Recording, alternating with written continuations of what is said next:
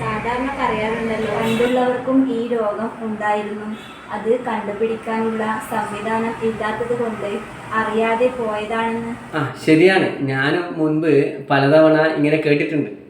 പണ്ടും എല്ലാവർക്കും ഈ രോഗമൊക്കെ ഉണ്ടായിരുന്നു, പക്ഷേ അന്ന് ഇന്നത്തെ പോലെ മോഡേൺ ടെക്നോളജി ഒന്നും ഇല്ലാതിരുന്നത് കൊണ്ട് അറിയാൻ സാധിക്കാത്തത് കൊണ്ടാണെന്നൊക്കെ കേട്ടിട്ടുണ്ട്. ഈ ചോദ്യമൊക്കെ ഇങ്ങനെ പലരും ചോദിക്കുന്നത് കേൾക്കുമ്പോൾ പലപ്പോഴും എനിക്ക് ചിരിയാണ് വരിക. കാരണം ഞാൻ എപ്പോഴും നിരീക്ഷിക്കാറുണ്ട്. നോക്കൂ, നിങ്ങൾ തന്നെ നിരീക്ഷിക്കും. ഞാനെപ്പോഴും എൻ്റെ ചുറ്റുവട്ടത്തുള്ളവരെ, പഴയ ആളുകളെക്കുറിച്ച് ഓർക്കാറുണ്ട്. എൻ്റെ കുട്ടിക്കാലം അല്ലേ, നമ്മളെ ചുറ്റുപാടത്തുള്ള ജാനെടുത്തി, നാനെടുത്തി, കൗസെടുത്തി, കല്യാണെടുത്തി, ഇങ്ങനെ ഒരുപാട് പേര്. ഇവരൊക്കെ 100 മുകളിൽ 102, 106, ഇങ്ങനെ 98, ഇങ്ങനെ പ്രായമെത്തി അല്ലെങ്കിൽ എന്താ പറയുക, ആയുസ്സെത്തി മരിച്ചവരാണ്.